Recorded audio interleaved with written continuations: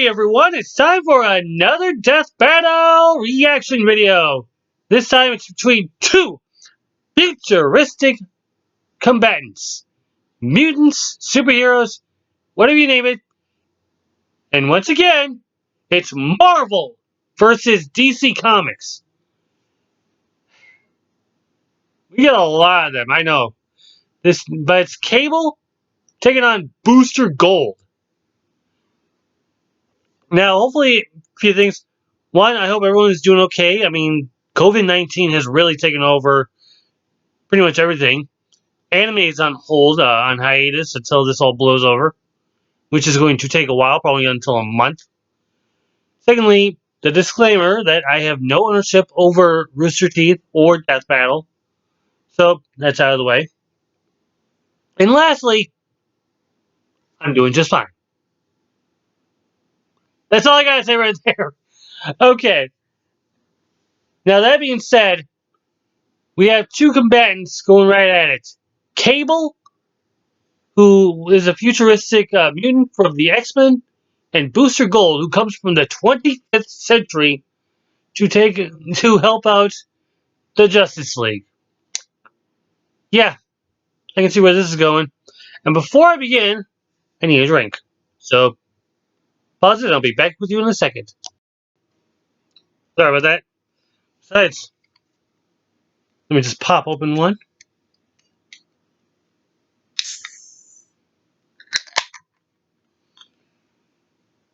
I mean, today's battle is definitely bad shit. Yes, I do drink beer. I'm a Wisconsinite. I'm part German. Probably not an excuse for me to say that, but I mean, to implement that. But just to say,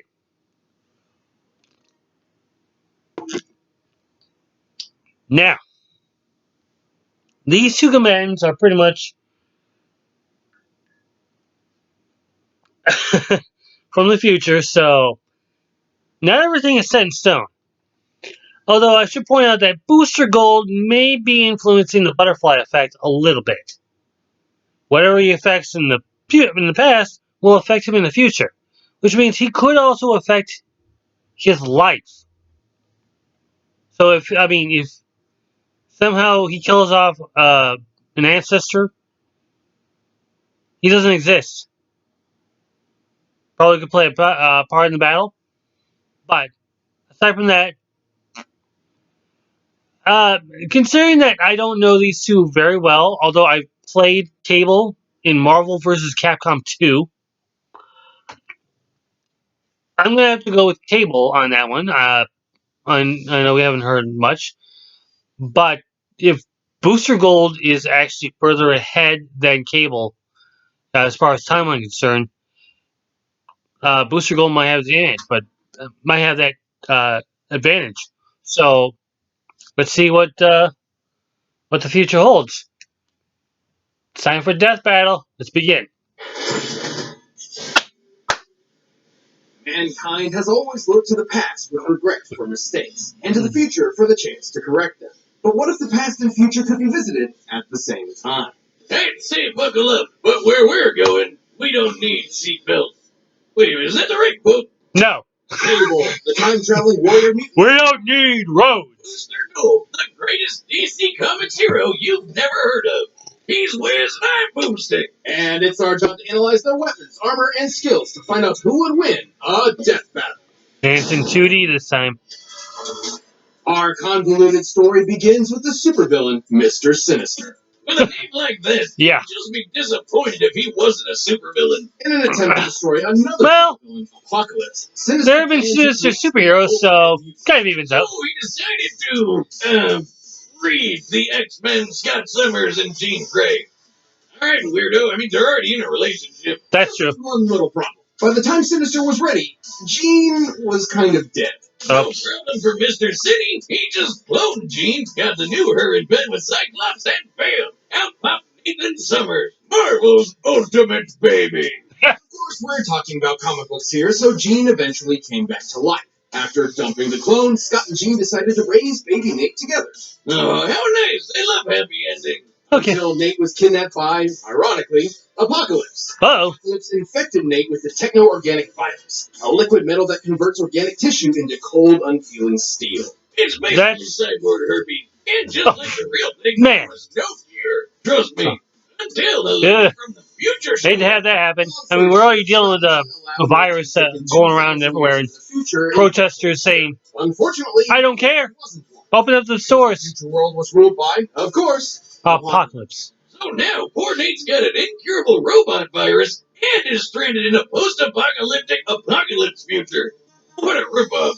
I know. It's not all bad. As the techno-organic virus took over Nathan's body, it enhanced his strength, speed, and endurance. Most notably, he gained a powerful metal arm and a cybernetic eye that can see in infrared, track objects 2 miles away, and fire lasers. And if any part of his robo self is damaged, he can just put it back together lickety-split. That liquid metal. His training in the future turned him into an incredible hand-to-hand combatant and tactical genius. And like any good 90s comic book hero, he often goes to fight back in some totally awesome heat. Machine guns, laser guns, a doohickey that can control dinosaurs. What more? Wait. He controls dinosaurs? Free savior of the future. That's awesome. Everyone knew him by one name. Cable. Unfortunately, despite being in the future, he was running out of time. The virus would eventually overtake his body and destroy him. Good thing Cable's not just any mutant. He's an Omega level mutant, which means his power is ultra maximum level. Thanks to Which is Cable how possesses big? incredible telekinetic power. He can move objects with his mind, create force fields, disassemble complex technology, and even manipulate matter down to the atomic level. He uses this TK power to keep the technovirus at bay. Yeah, he's constantly pushing the virus back 24/7. How does he do that in his sleep? His telekinetic powers were so strong. I don't know. He once stopped 247 enormous missiles, contained their explosions, and then funneled them out of the atmosphere. Badass. I can only imagine the explosion ratio there. He can control minds on a planet-wide level. He can even shut your brain off if he doesn't like you. Wish I could do Really? that with Wiz. Hey! Good luck with that. He's capable of ionizing the entire planet's atmosphere all by himself, and his psionic powers extend even further. He can physically displace his body through both time and space, allowing him to teleport and time travel. It was those timey-wimey powers that let Cable visit the 20th century where he met the X-Men. And his fight for a better future in our past. And that's how he found alternate versions of himself. And not to mention, a timeline where he was a she named Rachel, and another Nathan Gray who was called X-Man. Really? Wait. Really breaking the bank on the name of that guy, huh? Nathan Summers and Nathan Gray. The entire franchise. Hello! Is that Jesus? It is. Oh my God. Be careful of what you say in front of mutant Jesus. I know, right? I know. Potential is incredible. A showcase of the almighty power Cable could have, if not for the techno-organic virus. So Cable said, screw this bullshit, and straight up pulled the virus out of himself. What did he even grab onto? Literally rearranging his DNA to do so, which is impossible. Across what? trillion cells in an average human body, there are over 200,000 pairs of DNA. But somehow, over the course of a day, Cable could comprehend and manipulate each and every one. That's why I said hardcore. Without that dumb. I mean, yeah.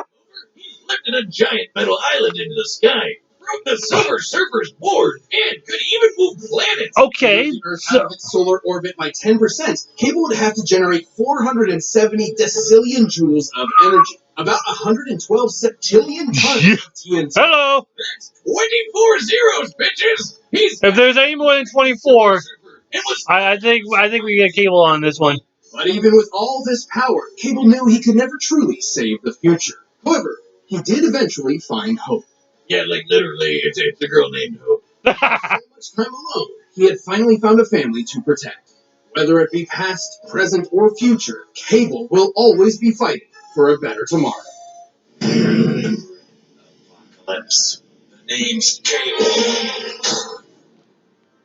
I can only imagine. Mr. Gold is a hero, an icon, a brand. He's a vigilante protecting the streets of Metropolis, and also the head of his own PR company.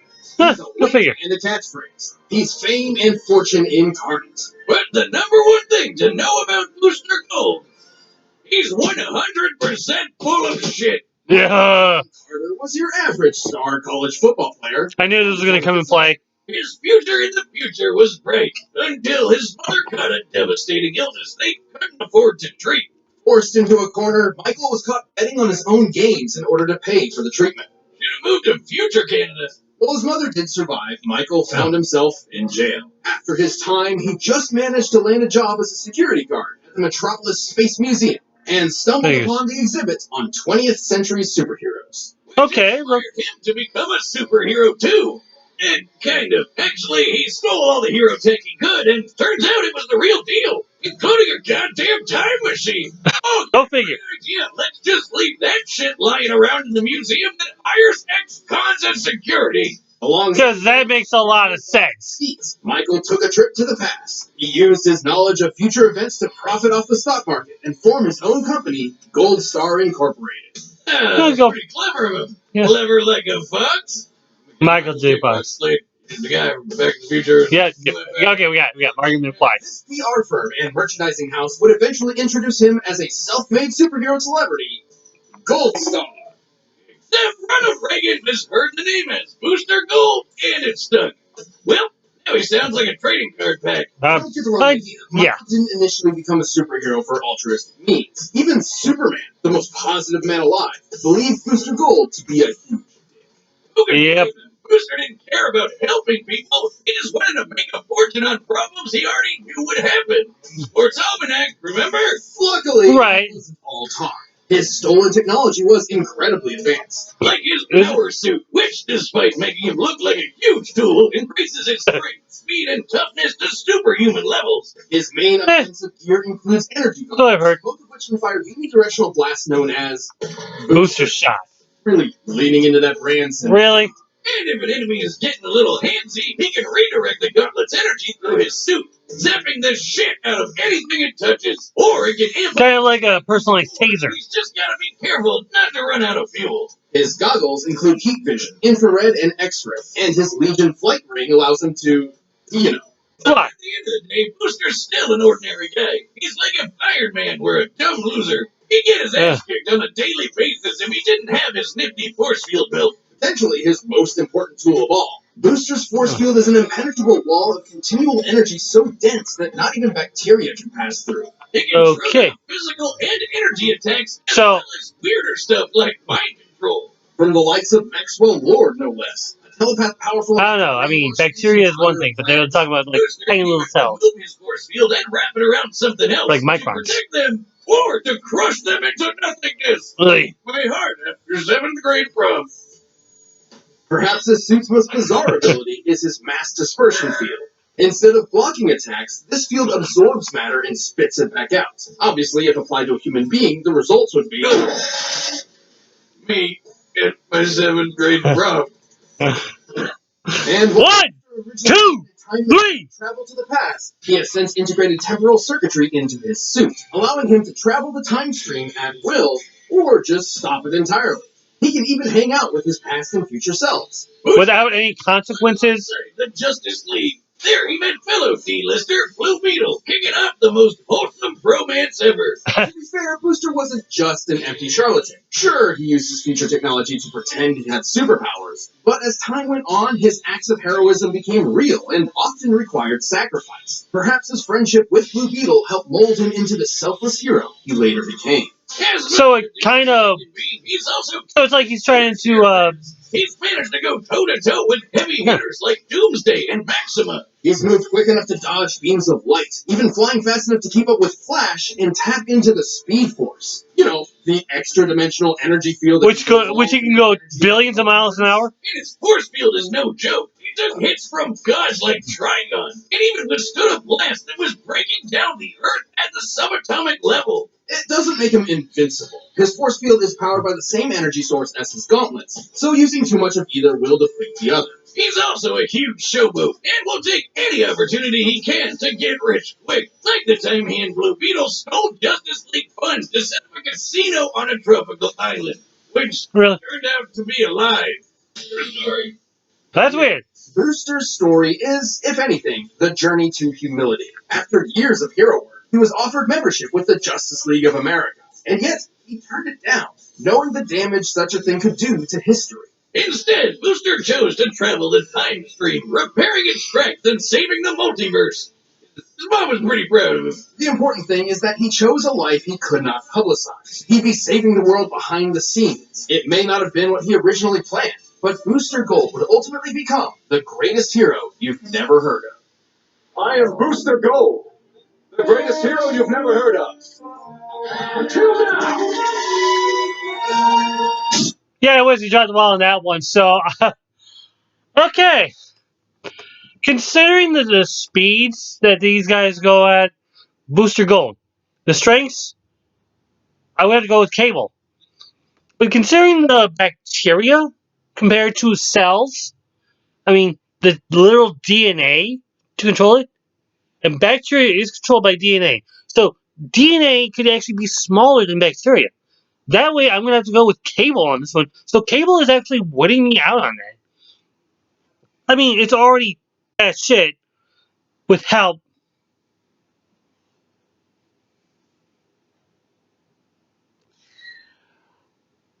I gotta stop that.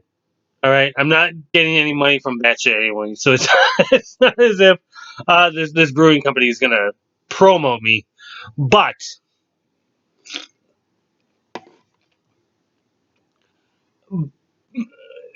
Booster Gold may not have the strength for the job. He does have the speed, and he is further from in the future, so he probably would understand more of Cable. But we'll see for sure. We're in the death battle. Booster Gold. Oh, and Cable's here.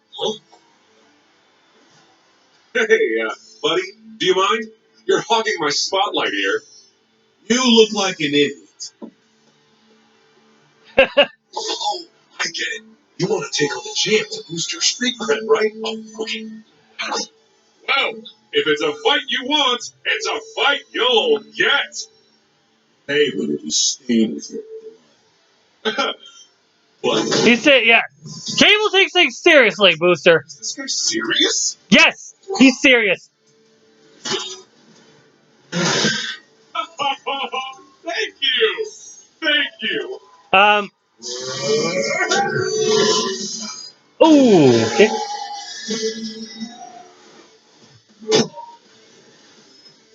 So now, would it be the winner? Will be, or is it? Well, Douchebag, you want some of this? he pulled a deal. He pulled a deal, Brando. How far? You fly! Nope. You live like a girl. Even though he's got that shield, he can still be launched. And with that Decillion ton TNT hit, Did you just punch me into next week? A million next weeks? yeah, go. You didn't think it was possible? Yep, he's got to shield himself. And there's that telekinesis.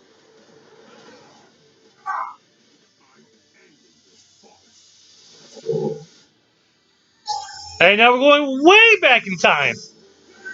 So we go from millions of weeks into the future, to trillions of weeks into the past. Oh, come on! I know.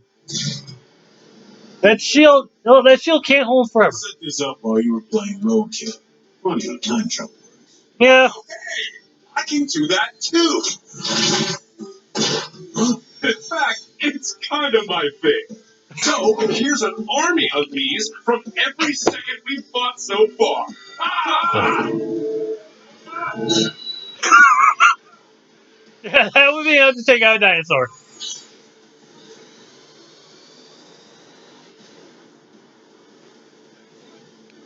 Here they all come. Oh, so is it? So I guess this is the booster pack. Turn those shields off. Oh no! A voice in my head must remove for speed. It's over. Finally, your time just ran out. Wait, where'd he go? Oh, wait. Do you think you made me turn my force field off? No, it's too strong for that. I gave it to you. Ooh, wait a minute, what? Golden asshole. Wait a second. Booster won? Who's terrific? How did you hear this explanation? Hail! No! Seriously? I know it seems ridiculous, but Seriously! How did that golden dingus beat mutant Jesus? well, it sounds crazy at first, but Booster Gold actually had everything he needed to take Cable out. Really? Powers were way more versatile and deadly than Booster's, and his lifetime of experience in the trenches made him the more well-rounded soldier overall. But Booster had plenty of deadly weaponry in his own right, though his saving grace was that force field. Sure, that thing survived some crazy stuff. Including every single thing in Cable's arsenal. For example, Cable's telekinesis could move a planet and rearrange cells, right? Well, Booster's force field survived planetary destruction at the subatomic level, similar to a nuclear bomb, but on a massive scale worth about 14 tenatons of TNT. Whoa! 100,000 times I didn't think of that. Cable's power output. That's 40 fucking zeros, bitches! Holy mutant Jesus! And remember, Yeah. his gloves use the same energy as the shield, so that means Booster is packing some serious heat. Even in Cable's fight with the Silver Okay. Surfer, while he managed to keep up for a short while, once the Surfer got serious, the fight was over pretty quick. Meanwhile, Boosty's over here in the same league as speedsters like Flash. And I know what you're thinking. What about Cable's mind control powers? Well, Boosty's What? shield protected him from Maxwell Lord, whose mental powers, like Cable's, could also span an entire planet. Really? Cable I didn't even know that. on paper, but he just didn't have a surefire way to put Booster down for good. No. And Booster had exactly what he needed to nab a victory. This is one of the awkward things about comparing heroes from different franchises. Cable may be a gritty badass and Booster may be a silly goofball, but those distinctions mostly matter in their own worlds. In Right. Death Battle, we have to compare them directly, and sometimes that means a hero no one's ever heard of wins. Booster didn't just win, he took home the gold. The winner is Booster. Damn it, Boosick. Alright, what do we got in 2 weeks? This episode of Death Battle from the Battle Music for yourself by clicking the link down below. And if you want to watch more stuff, check the boxes right over there.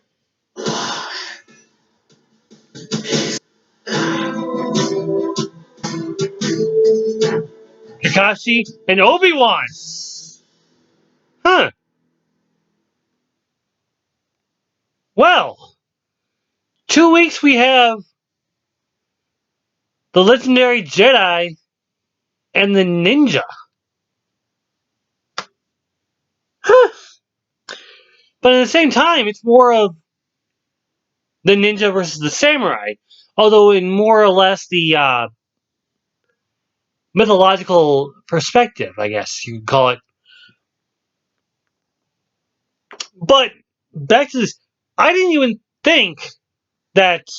No, I didn't even imagine that Booster Gold had what it took. I'm thinking, okay, he survived plenty of abilities, but I had no idea about the whole Tetatons that they were talking about. I mean, the Petatons, not the Tetatons, still, it doesn't compare to the Novum Decillion that we got last year with Lan and Mega Man.exe. But I'm getting behind and ahead of myself. I don't. How does that work? Another thing is that how is it that Booster Gold can actually summon all these other boosters into his own booster pack? I mean, now that makes sense. But how does he do that without disrupting the laws of time and space to create a time paradox? And I'm kind of stumped by that. But at the same time, I'm shocked. So this is one of those battles that I'm going like, yeah, I can see Cable winning. I can see Cable, and I'm thinking the bacteria into the DNA, and no. This is one of those I didn't even see coming, and basically we were short informed before we learned the lesson. And yeah, Cable did take things pretty seriously. After all, what happened to him was pretty traumatic compared to what happened to Booster Gold. I mean, he just laughs it off, and now he may be Booster Gold, but we're the ones who are looking like turds. It's not a good feeling.